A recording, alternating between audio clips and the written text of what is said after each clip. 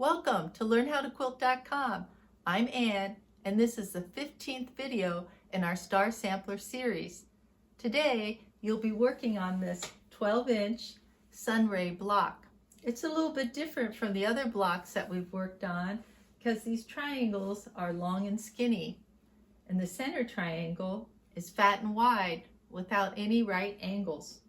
These triangles differ from the half square and quarter square triangles that you've been working with, but fortunately each of these triangles have a special cutting formula so you don't have to use templates.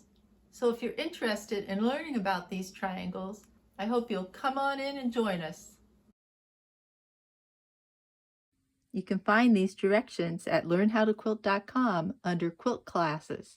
Scroll down to Star Sampler, or you can click on the links below. You'll only need about 1/4 yard or small scraps to make this block. I'll be kind of following the value placement on this original block. There's a dark background and lighter fabrics in the rays with a lighter print in the center. For today's block, I'll be using this dark background, a medium print in the center, and then these two lights for the rays. This background fabric is directional, which I usually don't recommend using, but I thought that maybe you'd like to see what extra steps need to be taken if you want to use something directional. You could draft this block on 12-inch graph paper, but that's not necessary. I'm using an 8.5 by 11-inch piece of graph paper to draw out these star points and this center. I see that this block is divided into a 3 by 3 grid or a 9-patch grid. Since this is a 12-inch block, then each one of these square sections measures 4 inches. So I've drawn out this center square here. It's 4 by 4, and then I've drawn out one of these sections of rays. To figure out the cutting size for this square is easy.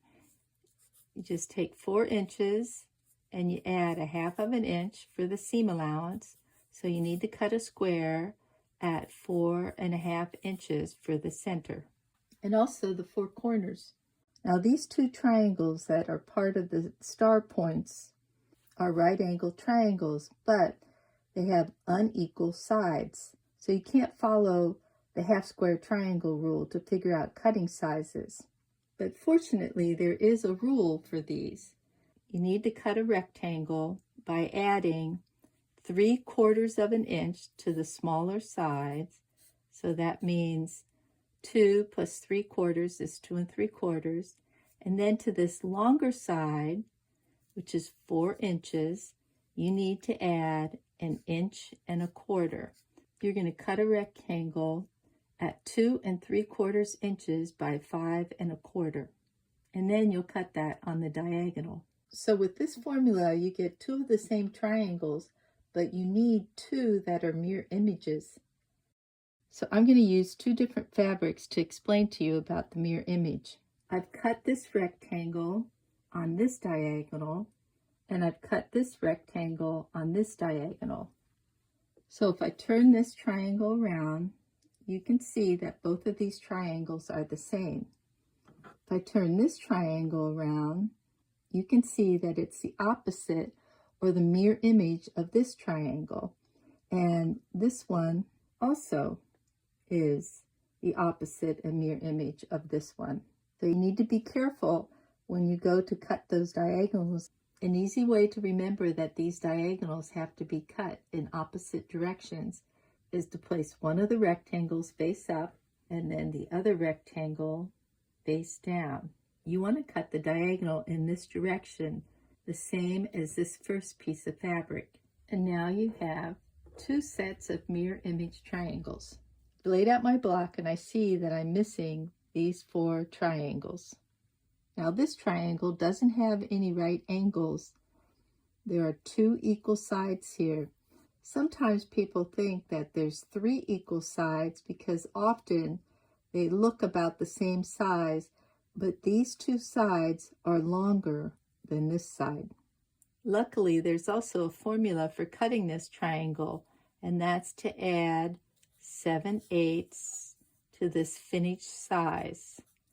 So you end up with 4 7/8 inches.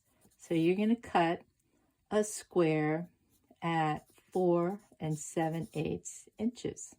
So here's my 4 7/8 inch square, and it's pretty close to this 4.5 inch square that's used for the corner. Sometimes if I don't keep these apart, I start cutting into this. So just be aware of that. After you cut out your square, you'll want to mark the midpoint up here. And what I usually do is just fold it in half and press it. That's easier than figuring out what's half of 4 7/8 inches. If it's hard to see the pressing mark, you can just use a marking pencil to place a little mark there. So I'm going to cut from this corner to that mark. And then I'll do the same on the other side. And here's my D triangle. Now I said earlier that I was going to use this directional print, which I don't recommend, but I wanted to show you what extra prep is needed. Now I like this directional print because it's not just straight lines. So I don't think you'll notice so much if these lines don't match up here. But if I wanted to be a real stickler for this, I'd work on making all these lines match up. But I'm not going to do that. Basically, I'm just looking to make sure that the lines are going in this direction. And the other thing is that there are these like half circles, and these are going down and these are going up. So I want them all to be going in the same direction. When I cut these out, I also want them to be going in the same direction as everything else in the row. I hope you can see that these lines are going in this direction. I need to get these lines going up and down. So that's done, but these circular things are not in the same direction as the rest of the row. So let's see if I put this up there. Yeah, now that works.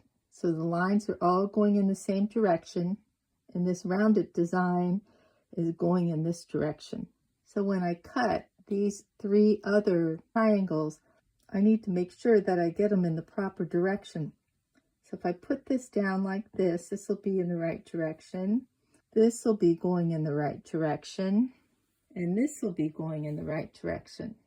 So I've folded each one of these and made a mark on which side I'll be cutting from. Lay out your block. If you're using any directional fabric, make sure everything's lined up, and then move to the sewing machine. You'll be sewing these 3 pieces together into one unit. Just a reminder that this triangle has 2 equal sides that get sewn to these triangles. This bottom section might look like it's the same size, but it's a little bit shorter. You want to take and put right sides together and line up these tips. Make sure you start with the leader. Carefully, because both of these edges are biased, feed that fabric. You don't want to pull it or push it. Just gently move that through your machine. Now, I don't like to use pins, but as a result, sometimes my fabric gets out of line. That's okay, just move it over. I'll hold on to it here.